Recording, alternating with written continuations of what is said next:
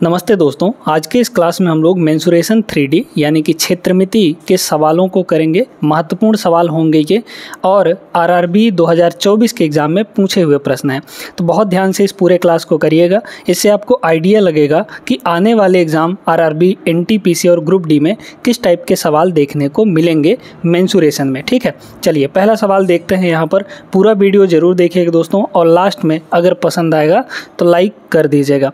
पहला सवाल क्या दिया गया है, बहुत बेहतरीन सवाल है ये।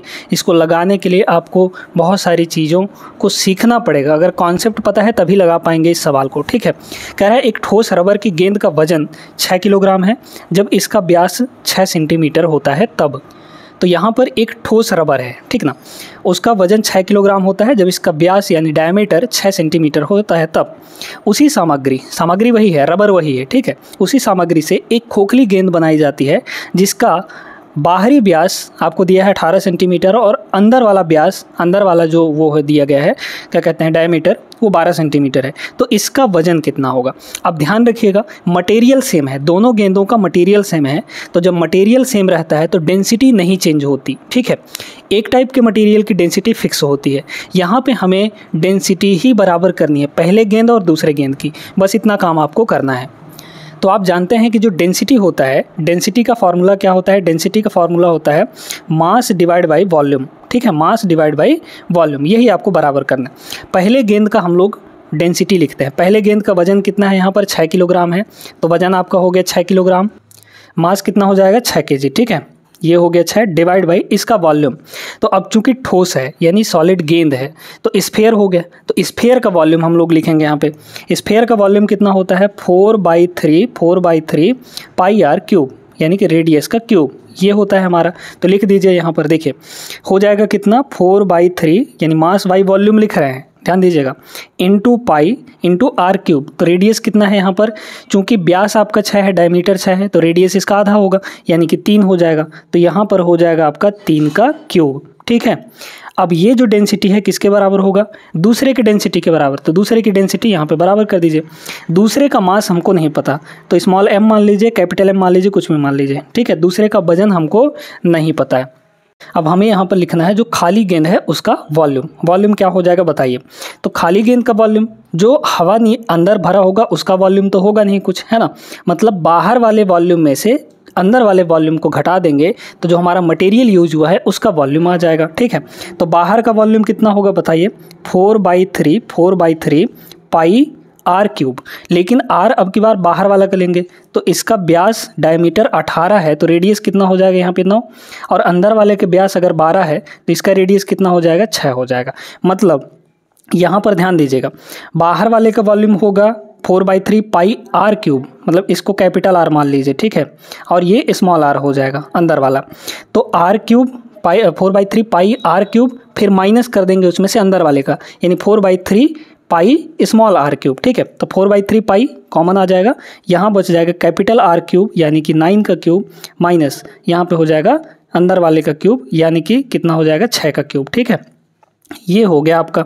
बस इसको आपको सॉल्व करना है और m की वैल्यू यहाँ पर निकालनी है। क्या हो जाएगा, कुछ चीज़ें तो यहाँ पर कैंसिल आउट हो रही हैं, 4/3 पाई और 4/3 पाई ये का आपका कट गया। ठीक है, यहाँ देखिए इसको पूरे को इधर लाना है हमें, है ना, तो 9 का क्यूब और माइनस यहाँ पर हो जाएगा 6 का क्यूब। बताइए कितना होगा, 6 है यहाँ पर, तो यहाँ पर हो जाएगा 6, फिर डिवाइड में क्या आएगा देखिएगा, डिवाइड में है 3 का क्यूब, तो 3 × 9 = 27 हो जाएगा, ये हो गया आपका 27, और ये पूरा चीज़ इधर आके मल्टीप्लाई हो जाएगा। तो 9 क्यूब माइनस 6 क्यूब, 9 का क्यूब कितना होगा बताइए, 9 का क्यूब मतलब 81 × 9 करेंगे तो 9 × 1 = 9, 9 × 8 = 72, मतलब 729 हो गया। इसमें से माइनस क्या करना है, 6 का क्यूब, तो 6 छक्के 36, 36 छक्के ये आपका हो जाएगा 216। ठीक है, 216 हो गया, ये हो गया आपका। इतने को आपको सॉल्व करके क्या निकालना है, यहाँ पर m की वैल्यू आ जाएगी सीधे डायरेक्टली। ठीक है, ये कट जाएगा, 3 से कटेगा, 3 दूना 6, और ये 3 से कटेगा, ये हो जाएगा 9। ऊपर देखिए कितना होगा, यहाँ पर ये हो जाएगा 2, मल्टीप्लाई इसको घटाइए तो ये होगा 3, और 2 में से 1 गया 1, और ये हो जाएगा 5, 513 डिवाइड बाई यहाँ पर 9, 5 3 8 1 9, मतलब ये 9 से कटेगा डायरेक्ट, तो इसको 9 से काट दीजिए, तो 9 × 5 = 45। ठीक है, 45 बचा 6 तो 9 7 63, 57 का डबल 57 दूना कितना हो जाएगा 114। ठीक है, तो 114 kg जो है ये आपका वजन आ जाएगा। ठीक ना, उम्मीद करते हैं समझ आ गया होगा। Option number D is the correct answer. आगे चलते हैं, दूसरा प्रश्न यहाँ पर देखिएगा। दूसरा सवाल देखिए दोस्तों, बहुत बेहतरीन सवाल है। इसका कॉन्सेप्ट पहले जानते हैं। यहाँ पे कह रहा है 50 लोग एक धार्मिक दिन पर 40 लीटर लंबी और 20 मीटर चौड़ी पानी की टंकी में स्नान करते हैं। उस टंकी की हाइट हमको नहीं बताई गई है, ठीक है, बस लंबाई और चौड़ाई बताया गया है। यदि प्रत्येक व्यक्ति द्वारा पानी का औसत विस्थापन 4 घन मीटर है, यानी कि 4 मीटर क्यूब है, तो टंकी में पानी की सतह से कितनी वृद्धि होगी। ठीक है, पानी की सतह से कितनी वृद्धि, कितनी ऊंची उठ जाएगी। अब इसको समझिए, हमारे पास यहाँ पर एक टंकी है, घनाभाकार है ना, इसकी लंबाई चौड़ाई कुछ ना कुछ दी गई है ना।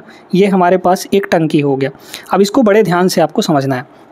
मान लीजिए कि यहाँ तक पहले पानी भरा हुआ है, ठीक है, यहाँ तक पानी पहले भरा हुआ है। अब इसमें ये बताइए कि आयतन, जब इसमें आदमी आएंगे, अगर पहले आदमी नहीं है तो इतना पानी है, जब इसमें आदमी स्नान करेंगे, ठीक है, लोग स्नान करेंगे, तो इसके पानी का जो स्तर है वो बढ़ेगा। तो पहले था, मान लीजिए यहाँ पर स्मॉल एच, ठीक है, पहले कितना था यहाँ पर, हाइट इसकी स्मॉल एच थी, लेकिन जब लोग स्नान करने लगे तो मान लीजिए कि यहाँ तक पहुँच गया पानी, तो अब कितना हो जाएगा, ये हो जाएगा आपका, मान लीजिए कि यहाँ पर कैपिटल एच, ठीक है, कैपिटल एच तक हाइट हो गई। हमें ये बोला गया है कि भाई कितना बढ़ेगा, यहाँ से यहाँ तक बढ़ रहा है, तो ये डिस्टेंस कितनी है आपकी बताइए, तो ये हाइट कितनी है, टोटल है आपका यहाँ से यहाँ तक h, जिसमें से ये स्मॉल h घटा देंगे तो मतलब ये बचेगा हमारा capital H minus small h, यही हमको निकालना है। ठीक है, अब सुनते जाइए। अब यहाँ पर ये बताइए दोस्तों कि जितना लोगों का इसमें वॉल्यूम होगा उतना ही वॉल्यूम का ये पानी ऊपर विस्थापित हुआ होगा। सभी लोगों का जितना वॉल्यूम होगा, ठीक है, सभी लोगों का जितना वॉल्यूम होगा उतना ही वॉल्यूम ये ऊपर विस्थापित हुआ होगा, बस इतना सा बात है। देखिए, तो यहाँ पर कह रहा है कि एक लोग जो है वो 4 मीटर क्यूब पानी ऊपर उठाता है, तो 50 लोग हैं यहाँ पर, यानी 50 × 4 इतना मीटर क्यूब हमारा पानी उठ जाएगा। ठीक है, तो पानी उठा कितना यहाँ से यहाँ तक बताइए, तो यहाँ से यहाँ तक पानी का जो वो है वॉल्यूम, वो कितना हो जाएगा। देखिए, एक लोग कितना उठा रहा है पानी, 4 मीटर क्यूब, तो यहाँ पर 50 लोग स्नान कर रहे हैं, इसलिए 50 × 4 इतना टोटल वॉल्यूम हो गया, इतना पानी विस्थापित हुआ है। अब हम फॉर्मूला जानते हैं कि हमारे जो घनाभ होता है उसका वॉल्यूम का फार्मूला क्या होता है, उसके अकॉर्डिंग हम यहाँ पर लिखेंगे। तो घनाभ का फार्मूला क्या होता है, घनाभ का आयतन लंबाई × चौड़ाई × ऊंचाई। लंबाई कितनी है यहाँ पर 40 मीटर, ठीक है, इंटू चौड़ाई यानी कि 20, इंटू यहाँ पर क्या, इंटू यहाँ पर ऊंचाई। लेकिन ऊंचाई कौन सा लेना है, क्या हमको यहाँ से यहाँ तक लेना है, नहीं, हमें सिर्फ इतने का वॉल्यूम निकालना है ना, तो यही हाइट ले लेंगे।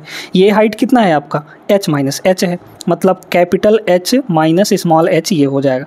अब चूंकि दोनों सेम वॉल्यूम है, हमने यहाँ से भी यही वॉल्यूम निकाला है और फार्मूले से भी यही वॉल्यूम, इतना ही वॉल्यूम निकाला है, तो दोनों को बराबर कर देंगे, आ जाएगा हमारा आंसर। देखिए कितना होगा, ये 0 से 0 आपका कट गया, 4 से ये 4 आपका कट जाएगा, ये 5 है, ये 20 है, तो 5/20 हो गया, 5/ यहाँ पर क्या हो गया 20 हो गया, इज इक्वल टू यहाँ हो गया h माइनस h। ठीक है, लेकिन ये आएगा दोस्तों आपका मीटर में, क्योंकि सभी मीटर क्यूब में दिए गए थे, तो ये मीटर में आएगा। ठीक है, ये हाइट जो है मीटर में आएगी।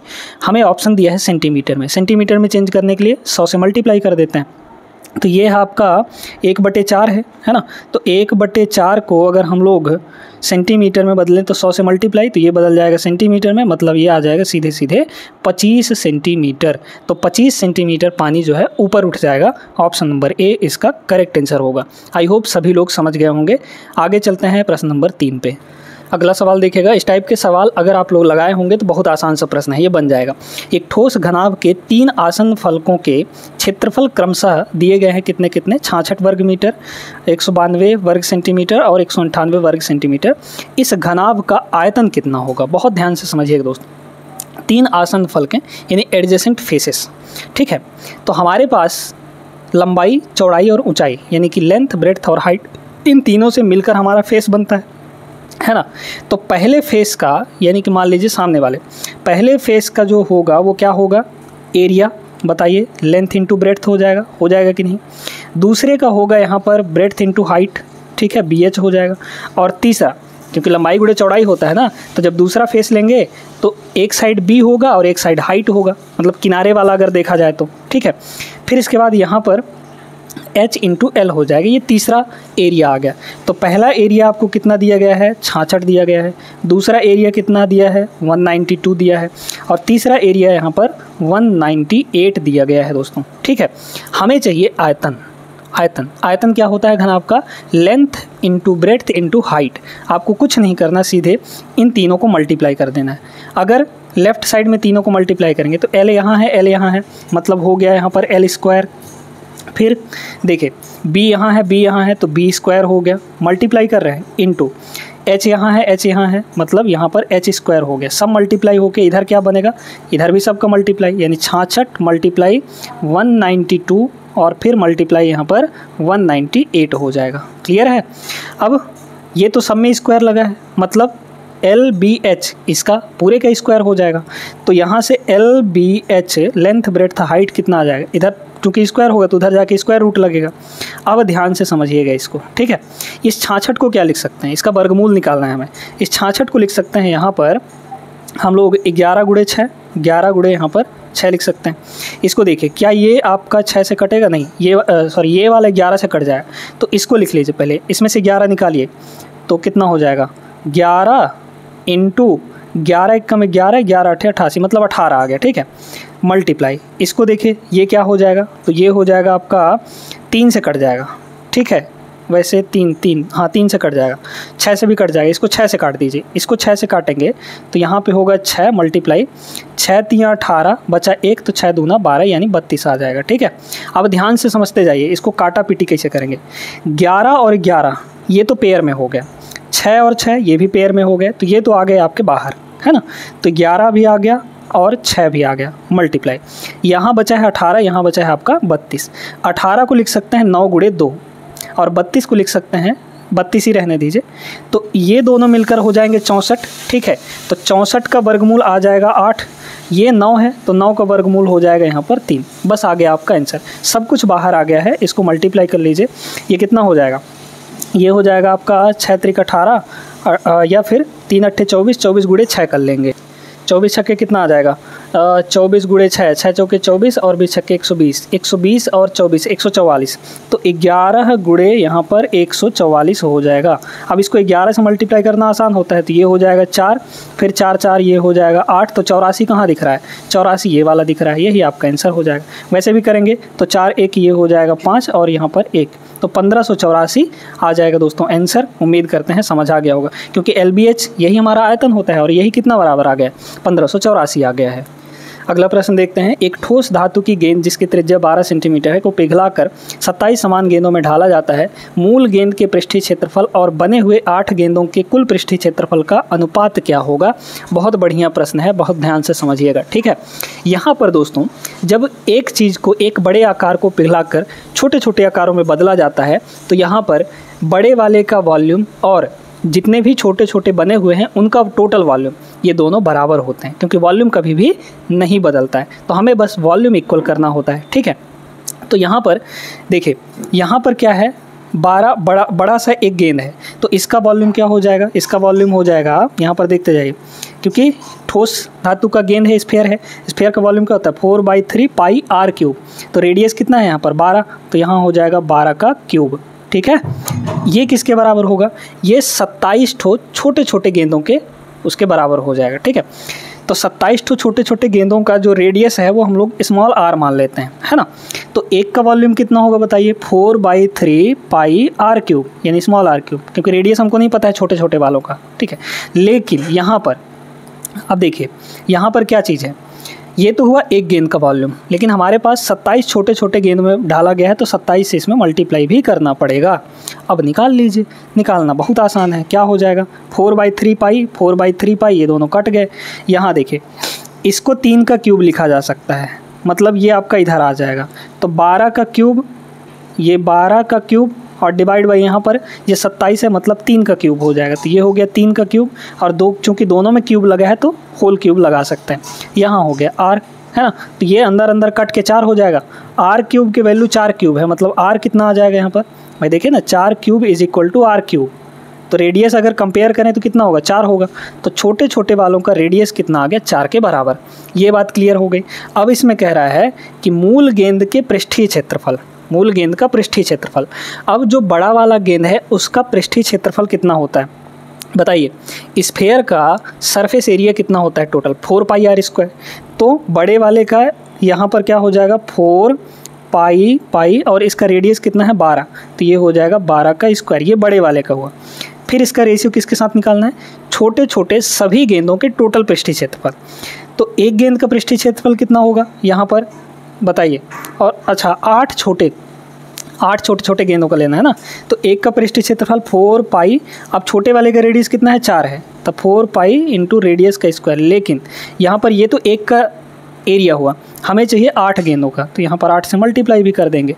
अब काटा पीटी करके आंसर निकाल लीजिए। पाई से आपका पाई कट जाएगा, ये पाई कट गया, 4 से ये 4 भी कट जाएगा। यहाँ पर है 12 का स्क्वायर, ठीक है, यहाँ पर है 4 का स्क्वायर। तो इसको एक काम करते हैं, यहाँ पे बन जाएगा आपका 3 का स्क्वायर बन जाएगा ना, सॉरी यहाँ पर ये आपका हो जाएगा 8। क्यों ऐसा किए हैं, क्योंकि ये 4 का स्क्वायर इधर आ जाएगा कि नहीं, तो इधर आ जाएगा अगर, तो इधर ला लेंगे, या फिर 4 स्क्वायर से दोनों साइड डिवाइड कर दीजिए। तो इसको 4 स्क्वायर से डिवाइड करेंगे तो ये 3 का स्क्वायर बचेगा और ये 4 स्क्वायर कट जाएगा, यहाँ 8 बचा। तो ये हो गया दोस्तों आपका 9 और यहाँ हो जाएगा आपका 8। 9 और 8 का रेशियो आएगा, ऑप्शन नंबर बी होगा। बढ़िया सवाल था, बहुत बेहतरीन, उम्मीद करते हैं समझ आ गया होगा। चलते हैं अगले प्रश्न पर। 5वां प्रश्न क्या दिया है, एक बेलन की आधार त्रिज्या और ऊंचाई का अनुपात है ना, रेडियस और यहाँ पर हाइट, इनका जो रेशियो दिया है वो 3 और 4 का दिया गया है। क्लियर है। यदि इसका आयतन इतना है तो इस बेलन का व्यास कितना होगा। ठीक है, बेलन का आयतन कितना होता है दोस्तों, बेलन का आयतन कितना होता है, तो बेलन का आयतन हो जाता है पाई आर स्क्वायर एच। ठीक है, कितना होता है, पाई आर स्क्वायर इंटू एच हो जाता है। ठीक है, हाँ, बेलन का आयतन पाई आर स्क्वायर एच होता है, पाई आर स्क्वायर इंटू एच। और ये गिवन किसके बराबर है, ये दिया गया है आपका 38808। हमें बेलन का व्यास चाहिए, मतलब पहले रेडियस निकालना पड़ेगा, रेडियस। ठीक है, तो रेडियस निकालने के लिए क्या करेंगे, देखिए यहाँ पर इसको ले लीजिए 3x। ठीक है, इसको ले लेंगे हम लोग 3x और ये हो जाएगा 4x, है ना। तो रेडियस आपका 3x है, हाइट यहाँ पर 4x है, तो ये होगा पाई का मतलब यहाँ पर 22/7 आपको लेना ही लेना है, मल्टीप्लाई रेडियस का स्क्वायर यानी 3x का स्क्वायर करेंगे तो ये हो जाएगा 9x स्क्वायर, मल्टीप्लाई h कितना है 4x है, तो ये हो गया 4x इज इक्वल टू यहाँ पे है 38808। क्लियर है। अब यहाँ पर हम लोग कर लेंगे, क्या लगा लेंगे, ये हो जाएगा, मतलब 11 से काट दीजिए, 11 से आप लोग काट दीजिए, 11 से इसको काटेंगे, 11 दूना 22, इधर 11 से काटिए, 11 तियाँ 33, ध्यान दीजिएगा 33 बचा आपका 5, तो 11 पचे 55, फिर बचा आपका यहाँ पर 55 3। ठीक है, तो 11 दूना 22, फिर बचेगा 8, तो 11 8 88 कट गया। ठीक है, फिर यहाँ पर अगर हम लोग देखें तो 5 5 10 8 18, 9 से भी कट जाएगा, 9 से इसको काटिए, 9 तियाँ 27। ठीक है, 27 तो कितना बचा यहाँ पर, 5 2 7 बचेगा, नहीं 8 बचेगा, तो 82 हो गया। तो 9 नहीं है 81, फिर बचा 1 तो 18 हो गया, 9 दूना 18 कट गया। 9 से भी 4 से कट सकता है क्या, 4 से अगर देखा जाए तो हाँ कट जाएगा, 4 से इसको भी काट दीजिए, तो कितना हो जाएगा, 4 नहीं हो 36। ठीक है, 4 नहीं हो 36 और बचा यहाँ पर 3, तो 32 हो गया, तो 4 8 32। ठीक है, तो यहाँ एक्स क्यूब की जो वैल्यू है, एक्स क्यूब की जो वैल्यू है, इधर हो गया 98 और मल्टीप्लाई ये हो जाएगा उधर आपका इतना। ठीक है, और क्या अच्छा एक ये 2 आपका बचा हुआ है ना, तो 2 नीचे आ जाएगा आपका, तो 2 यहाँ पर आ गया, 2 से ये कट जाएगा 49 बार में, है ना। तो ये है आपका 7 × 7, मतलब सीधे एक्स क्यूब की जो वैल्यू है वो कितनी आ गई, 7 का क्यूब आ गया। भाई ये 7 का स्क्वायर है, ये 7 है, तो 7 का क्यूब टोटल हो गया, यानी एक्स की वैल्यू कितनी है यहाँ पर 7 के बराबर। तो एक्स की वैल्यू अगर 7 है, हमें क्या चाहिए रेडियस, तो रेडियस कितना आया है, रेडियस देख लीजिए 3x आया है, तो 3x की वैल्यू निकाल लेंगे, तो यानी 3 × x यानी कि 3 × 7 करेंगे तो यहाँ पर 21 आ जाएगा। रेडियस तो आ गया 21 सेंटीमीटर। हमें पूछा क्या है, हमें पूछा यहाँ पर व्यास, तो व्यास यहाँ पर कितना हो जाएगा, 21 का डबल, रेडियस का डबल होता है, तो रेडियस यहाँ पर आपका हो जाएगा 21 का डबल यानी व्यास हो जाएगा, तो 21 का डबल कितना होगा 42 centimetre. 42 centimetre is the correct answer, option number D इसका राइट आंसर होगा दोस्तों। ये तो हो गया हमारा बेसिक मेथड। अब इस सवाल को करने का शॉर्टकट मेथड भी सीख लीजिए। शॉर्टकट मेथड क्या है, ध्यान से देखिएगा। यहाँ पर अगर देखा जाए तो रेडियस कितना है, यहाँ पर 3x है। तो जब रेडियस 3x है तो मतलब हमारा जो व्यास होगा वो 3x का डबल होगा। 3x का डबल कितना हो जाएगा, 6 × x हो जाएगा। यानी कि जो भी हमारा आंसर आएगा उसमें 6 का मल्टीप्लाई हुआ होगा, है ना, यानी कि 6 का वो मल्टीपल होगा। अब 6 का मल्टीपल आप ऑप्शन में चेक करिए, 6 का मल्टीपल ऑप्शन में चेक करें तो 6 का मल्टीपल ये नहीं है, 6 से नहीं कटता है। ये भी 6 का मल्टीपल नहीं है, ये भी 6 का मल्टीपल नहीं है, ये आपका 6 का मल्टीपल है, 6 × 7 = 42 होता है। तो बस यही आपका एक 6 का मल्टीपल है, तो यही आपका आंसर हो जाएगा दोस्तों। ठीक है, उम्मीद करते हैं समझ आ गया होगा।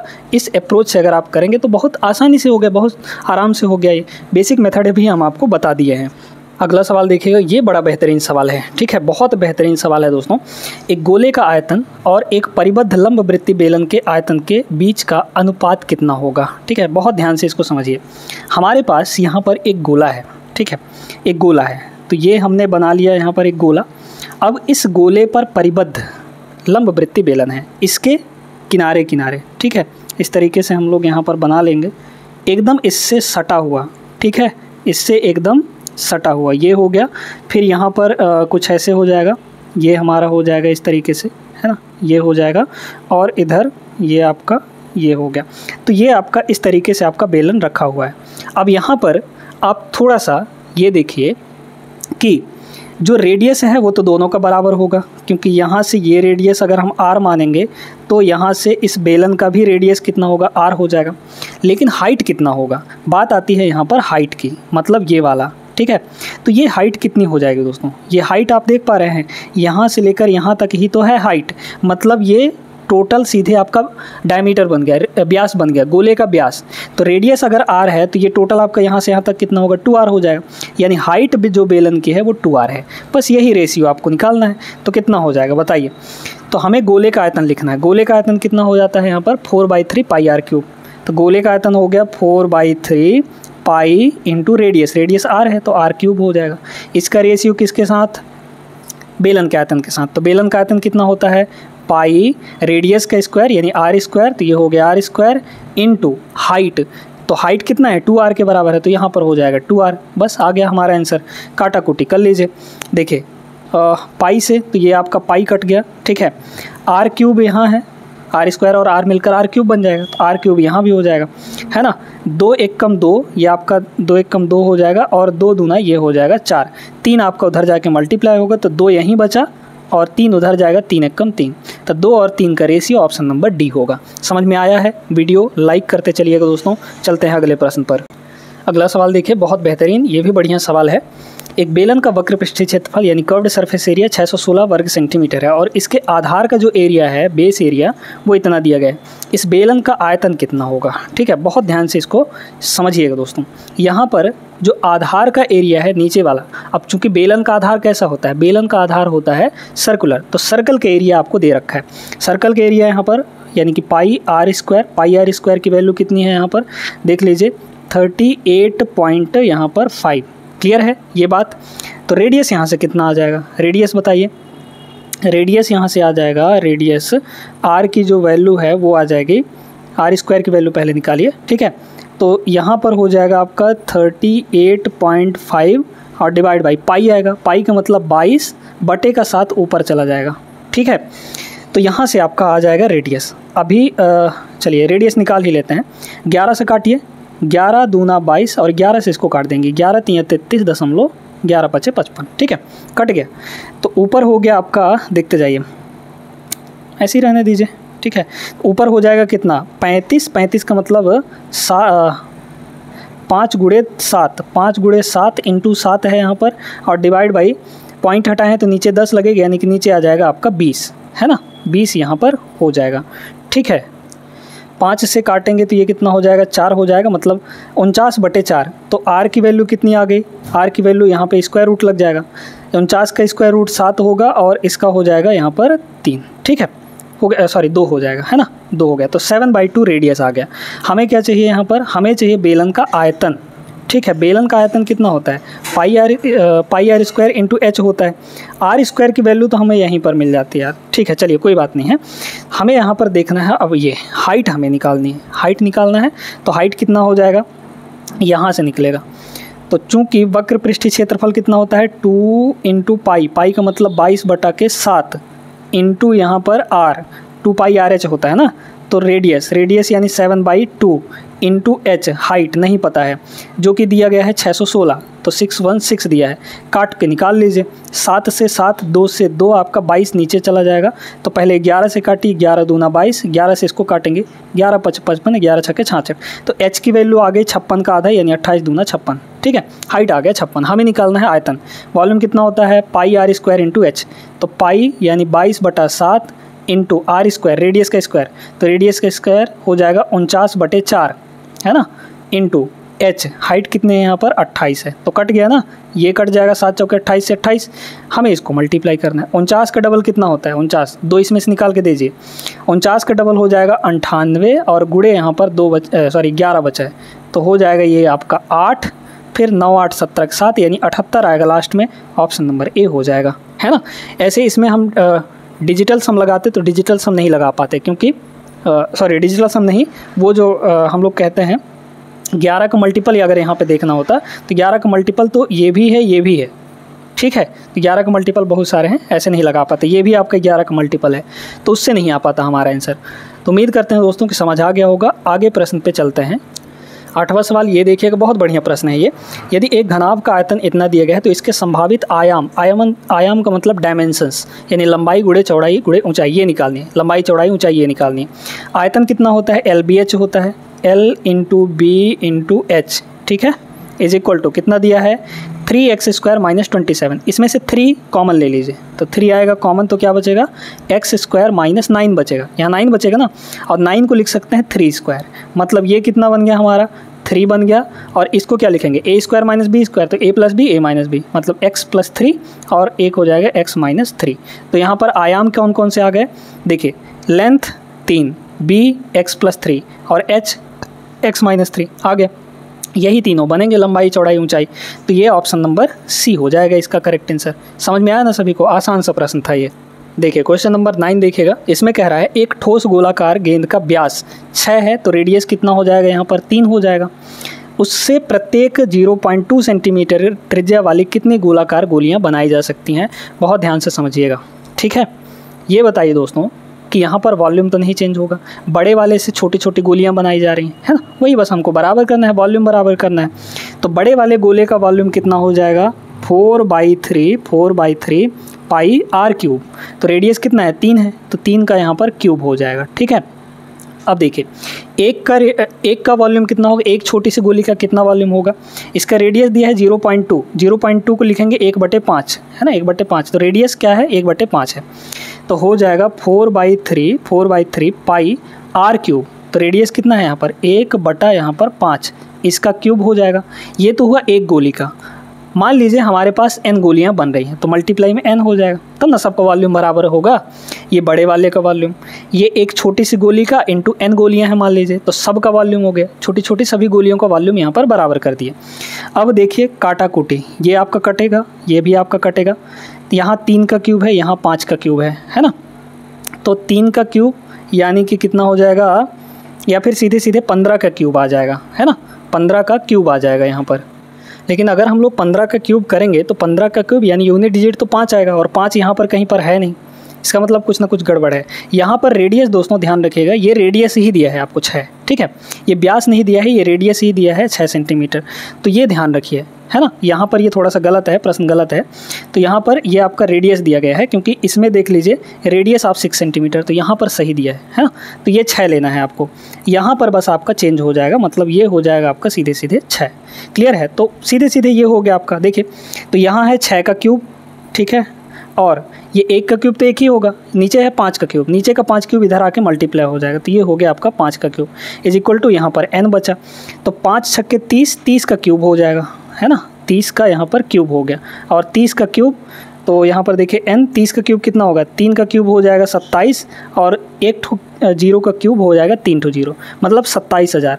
टोटल छोटी छोटी 27,000 गोलियां बनेंगी। ऑप्शन नंबर ए इसका राइट आंसर हो जाएगा। चलिए अगले प्रश्न पर चलते हैं। अगला सवाल यहाँ पर देखते हैं, ये बढ़िया सवाल है। यदि एक गोले की त्रिज्या आधा कर दी जाए तो उसका नया आयतन मूल आयतन का कितना होगा। ठीक है, मूल आयतन हम लोग यहाँ पे लिखते हैं। गोला है तो मूल आयतन मतलब पहले का रेडियस मान लीजिए यहाँ पर कितना हो जाएगा, मूल आयतन मतलब v। ठीक है, पहले का आयतन कितना है, v है। v आपका कितना होगा 4/3 पाई r क्यूब, है ना, रेडियस r क्यूब। अब कह रहा है इसकी त्रिज्या आधा कर दी जाए, है ना। आधा कर देंगे तो क्या होगा, अब बनेगा दूसरा वॉल्यूम यानी v डैश मान लीजिए। तो कितना हो गया नया आयतन, नया आयतन कितना हो जाएगा 4/3 पाई और r क्यूब। लेकिन अब की बार रेडियस क्या हो चुका है, आधा हो चुका है, मतलब r/2 हो चुका है। r/2 इसका क्यूब करेंगे हम लोग तो कितना आ जाएगा, ये हो जाएगा 4/3 पाई और ऊपर तो होगा r क्यूब और नीचे हो जाएगा यहाँ पर, इसको लिख सकते हैं ऐसे 1/8 मतलब 2 का क्यूब कितना होगा 8 हो जाएगा। लिख सकते हैं कि नहीं भाई, r क्यूब बाई 8 होगा तो उसको 1/8 अलग लिख सकते हैं। अब ये आपका क्या है, ये आपका पुराना वाला वॉल्यूम है, तो जो v डैश है नया वॉल्यूम ये क्या होगा, पुराने वॉल्यूम का 1/8 हो जाएगा। क्लियर है, पुराने वॉल्यूम का 1/8 पूछा था ना, नया वॉल्यूम जो है वो पुराने का मूल का ओरिजिनल वॉल्यूम का कितना 1/8 गुना हो जाएगा। ठीक है, 8 गुना मत कर दीजिएगा, गलत होगा। ऑप्शन नंबर सी यहाँ पर राइट है। चलिए एक सवाल और देखते हैं हम लोग यहाँ पे। यदि एक बेलन का व्यास और ऊंचाई दी गई है ना, तो इसका आयतन, ठीक है, डायमीटर, ठीक है, तो इसका आयतन क्या होगा। बहुत सिंपल सा प्रश्न है, निकाल सकते हैं हम लोग। ठीक है, लेकिन यहाँ पर अगर हम लोग 18 में से 8 गया तो ये हो जाएगा 16 में से 8 गया तो नहीं कटेगा, ये हो जाएगा 9 5 14, ये 8। ठीक है, ये हो जाएगा आपका 8 5 13 11 8 7 5 12 नहीं। ठीक है, देखिए यहाँ पर आप लोग लगा सकते हैं क्या, वैसे तो आप जानते हैं कि जो बेलन का आयतन होता है, बेलन ही ना, बेलन का आयतन कितना होता है पाई r² इंटू h। रेडियस भी आपको निकल जाएगा क्योंकि व्यास आपका 10 है तो ये 5 होगा, ऊंचाई भी आपको दी गई है, सब कुछ निकाल सकते हैं आप। लेकिन आप थोड़ा सा ये सोचिए यहाँ पर कि पाई आपका मल्टीप्लाई हुआ है और पाई की वैल्यू कितनी होती है 22/7। 22/7 मतलब यहाँ पर 11 भी मल्टीप्लाई हुआ होगा।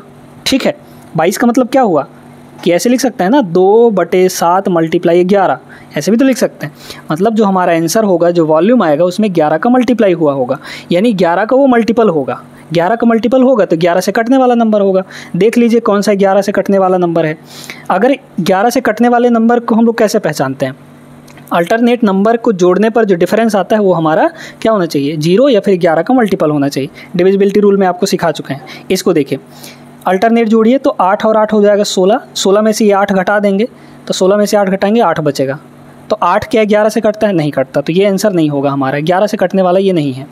इसको देख लीजिए, ये आपका क्या है, यहाँ पर कितना है 9 और 5 14, 14 में से 8 घटाएंगे 6 बचेगा। 6 आपका 11 से नहीं कटता है, ये आंसर नहीं होगा। इसको देखिए 7 5 12, 12 में से 8 घटाएंगे 4 हो जाएगा। 4 आपका 11 से नहीं कटता है, ये आंसर नहीं होगा।